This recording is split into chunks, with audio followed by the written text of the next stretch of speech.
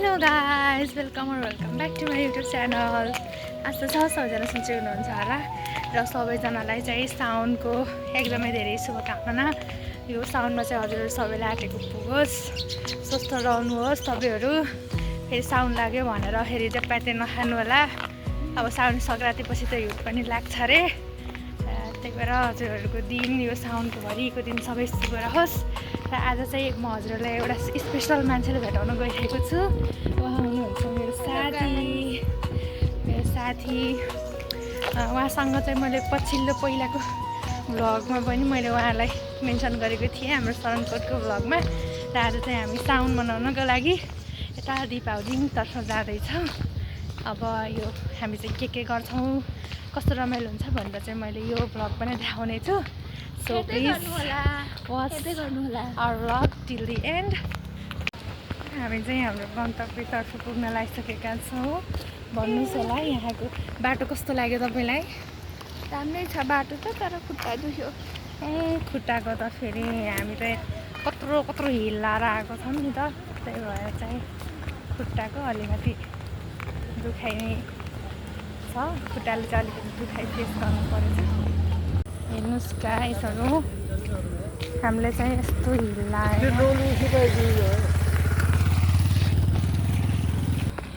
यस्तो हिलो बाटोमा चाहिँ हिँडिरहेका छौँ। अब करिब हामी हाम्रो गन्तव्यतर्फ पुग्न लागिसकेका छौँ। सो गाइस फाइनली हामी हाम्रो डेस्टिनेसनमा आइसकेका छौँ। यहाँ चाहिँ अरूले पनि ड्राई पिकनिक जस्तो मनाइराख्नु भएको छ। अनि हाम्रो साथीले चाहिँ यहाँ यस्तो टिकटक बनाउनको लागि चाहिँ स्टिक प्रिपेयर गर्दै हुनुहुन्छ। कति धेरै फोहोर छ क्या यहाँ त। प्लिज हजुरहरू घुम्न आउनुभयो भने फोहोर चाहिँ नगरिदिनु है, किनभने यो भनेको हाम्रै प्राकृतिक सम्पदा हो र हामीले फोहोर गर्नु भने हानि पनि हामीलाई नै हुन्छ के, त्यसैले फोहोर चाहिँ नगरिदिनु होला।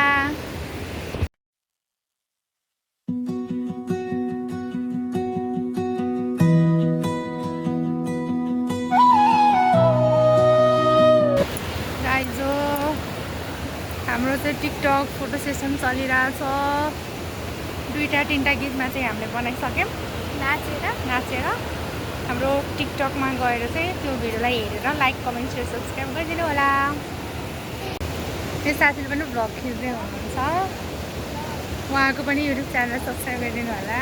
अनि सुर्ता तिमीलाई थाहा छ लाइफमा के कतिपय कुराहरू सबैलाई भन्न मिल्छ होइन, अनि सबैलाई भन्न मिल्दैन। अनि जस्तै मान्छेहरूको बानी के हुन्छ भने, जस्तै तिमीले सबै कुरा भन्यो होइन, आफ्नो सोचेर कुरा भन्यौ, तर कुनै पनि ठाउँमा चाहिँ त्यो मान्छेलाई तिमीप्रति चित्त बुझेन भने चाहिँ त्यो कुराले नै तिमीलाई तिम्रो कमजोरी उठाएर नै तिम्रो फाइदा उठाउँछ कि। त्यसैले चाहिँ कुन ठाउँमा के बोल्नुपर्छ, कस्तो बोल्नुपर्छ भनेर चाहिँ हामी आफैले विचार गर्नुपर्ने हुन्छ। किनभने अब यस्तै हो, 21औं शताब्दी हो, यो कलियुग हो।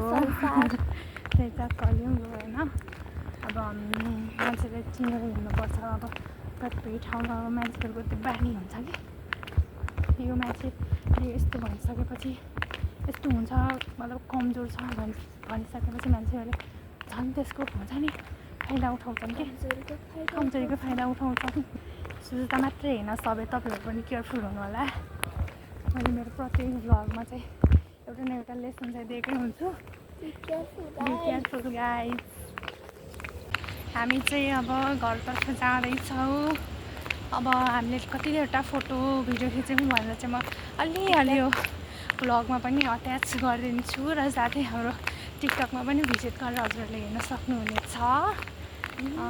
सो हजुरहरू सबै स्वस्थ रहनु होला, एकदमै व्यस्त रहनु होला र हजुरको यो साउन्ड एकदमै राम्रो जाओस् भन्दै मेरो भ्लगलाई यही नै टुङ्ग्याउन चाहन्छु। By by.